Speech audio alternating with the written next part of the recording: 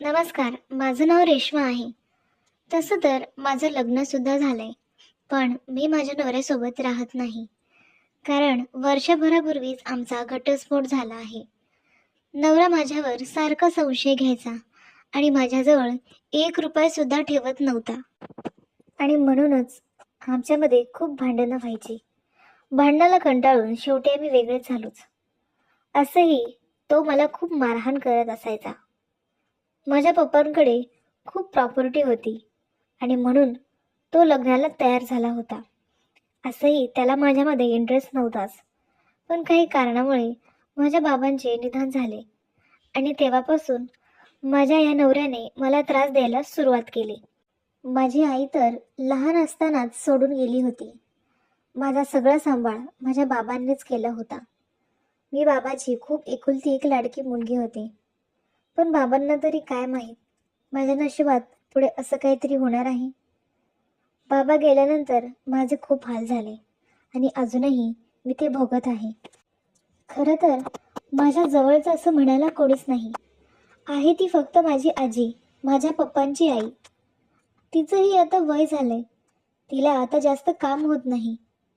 ती अगोदर माझ्यासोबत राहत होती. मी तिला शहरामध्ये घेऊन आले होते.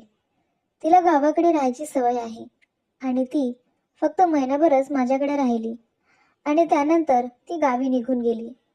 बरेच दिवस झालं मी आजीला भेटले नव्हते आणि त्यामुळेच मला तिला भेटण्याची खूप इच्छा होत होती आणि मला तिला भेटायचं होतं. गावाकडे आमचं तर घर आहे, पण आता बाबा नाहीत, त्यात माझा घटस्फोट झाला आणि त्यामुळे आता घर चालवायला पैसे तर लागतीलच आणि त्यामुळेच मी शहरामध्ये आले होते आणि एका ठिकाणी मी इंटरव्ह्यूसुद्धा दिला आणि नशिबाने मला तिथे जॉबसुद्धा लागला आणि त्यामुळेच मी इथे एकटीच राहते. शहरामध्ये स्वतःचं घर घ्यायचं म्हणजे खूप पैसा लागतो आणि तितका माझ्याकडे अवेलेबल नाही आणि म्हणूनच मी किरायाच्या घरात राहते. पण बरेच दिवस झालं मी आजीला भेटले नाही आणि त्यामुळेच मी सुट्टी काढून गावी निघाले आहे केवळ आजीला भेटण्यासाठी. आणि या प्रवासात माझं आयुष्य इतकं बदलून जाईल याचा मी कधीच विचार केला नव्हता. रात्री 10ची गाडी होती. मी त्या दिवशी ऑफिसचं सगळं काम करून घरी आले आणि माझं जेवण करून बस स्टँडवर जायला निघाले. 10ची गाडी जवळपास 11 वाजता आली आणि त्यामुळे माझी खूप जास्त चिडचिड होत होती. पण मी कसंबसं स्वतःचा राग शांत केला. आता एकटीला राहायची इतकी सवय झाली होती. कधी काय करायचं आणि कधी कसं राहायचं या सगळ्या गोष्टीची मला आता सवयच झाली होती. कारण की माझी समजूत काढणारं असं कोणीच नव्हतं. आणि फायनली मी गाडीमध्ये बसले. मी बसायच्या आधीच खिडकीजवळ तिथे अगोदरच कोणीतरी बसलेलं होतं. त्याचं वय जवळपास 25-26 वर्ष असेल. पण गाडी पूर्ण भरली होती. दुसरीकडे जागा नव्हती. त्यामुळे जी जागा शिल्लक होती मला तिथेच त्याच्याच बाजूला बसावं लागलं. मी सीटवर बसता क्षणीच त्या मुलाने माझ्याकडे वळून पाहिलं. त्याचा स्वभाव खूपच फ्रेंडली होता. त्याने मला डायरेक्ट माझं नाव विचारलं. खूपच कूल टाईप होता तो मुलगा. मला वाटलं अनोळखी व्यक्ती असं कसं नाव विचारू शकते. आमची तर ओळखसुद्धा नव्हती. म्हणून मी काहीच बोलले नाही. शांत बसले. थोडा वेळ त्या मुलाने सुद्धा माझ्याकडे लक्ष दिलं नाही. पण जेव्हा रात्री 12 वाजता गाडी जेवणासाठी धाब्यावर थांबली तेव्हा मला थोडी झोप लागली होती आणि त्याला खाली उतरायचं होतं. पण मी बसल्यामुळे त्याला तिथून उठताच येत नव्हतं आणि म्हणून त्याने मला आवाज दिला. त्याला माझं नाव माहीत नव्हतं, पण तो मला हॅलो हाय उठा मला बाहेर जायचं आहे असं करत होता. आणि आता बाकी लोकसुद्धा गाडीतून उतरत होते. त्यामुळे त्या आवाजाने मला जाग आली आणि मी उठले. मग तो मुलगासुद्धा खाली उतरला आणि खिडकीतून त्याने मला विचारलं, तुम्हाला काही हवंय का? देऊ का तुम्हाला काही? मग मी त्याला रागातच बोलले, हे बघा, मला जे हवंय ते मी घेईन, तुम्ही द्यायची गरज नाही. पण तरीसुद्धा माझ्या बोलण्याने त्याला फरक पडला नाही.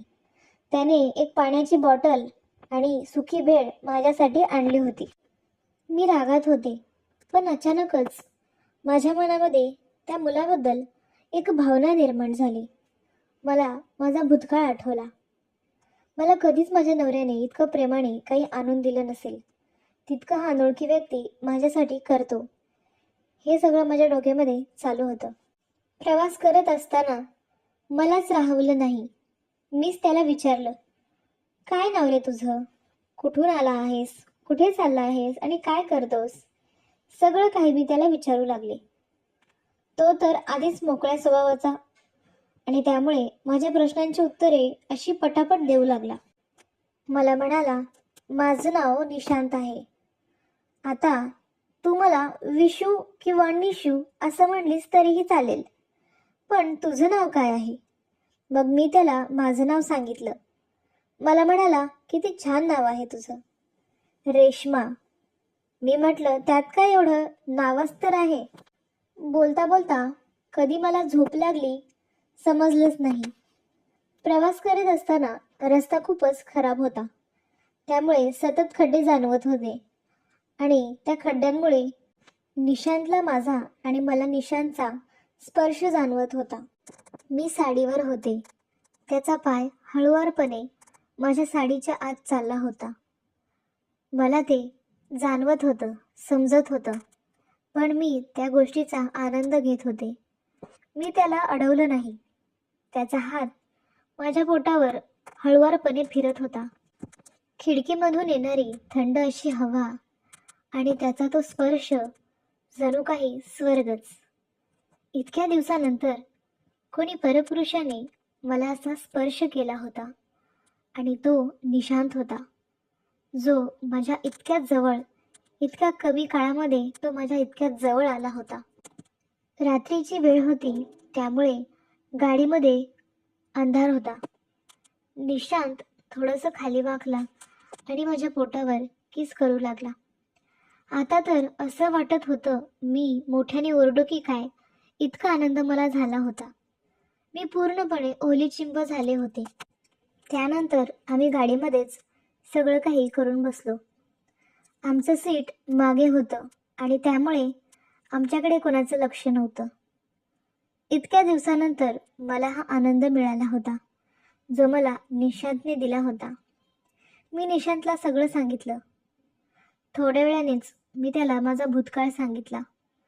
सगळं काही, म्हणजेच माझं लग्न मोडलं, माझे वडील वारले, सगळं काही मी त्याला सांगितलं. माझं बोलणं त्याने शांतपणे ऐकून घेतलं. खूपच समजूतदार होता तो. मग मीच त्याला सांगितलं, निशांत, या नात्याला आपण काहीतरी वेगळं नाव देऊया. मला असं चालणार नाही. आपण लग्न करूया का? म्हणजे आपण नवरा बायको होऊ, हक्काचे आणि कायमचे. माझा विचार त्याला पटला. तो मला म्हणाला, अगं वेडे, मी तर तुला पहिल्यांदा बघितल्यावरच तुझ्या प्रेमात पडलो होतो.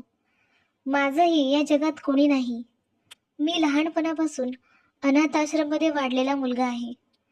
त्यामुळे मला स्वतःचे असे नातेवाईक कोणीच नाहीत. काही दिवसांनी मी त्याला आजीकडे घेऊन गेले आणि आजीच्या आशीर्वादाने आम्ही दोघांनी मंदिरामध्ये लग्न केलं. एक प्रवास आणि त्या प्रवासात भेटलेली व्यक्ती आणि त्यानंतरचा जीवनसाथी, इथपर्यंतचा प्रवास खरंच खूपच वेगळा होता. तर मित्रांनो, आजची ही स्टोरी, आजची ही गोष्ट इथेच संपते. कशी वाटली कमेंटमध्ये नक्की सांगा. आणि हो, चॅनलवर नवीन असाल तर चॅनलला सबस्क्राईब करायला विसरू नका. आणि असेच व्हिडिओ पाहण्यासाठी पाहत राहा मी अनोखी.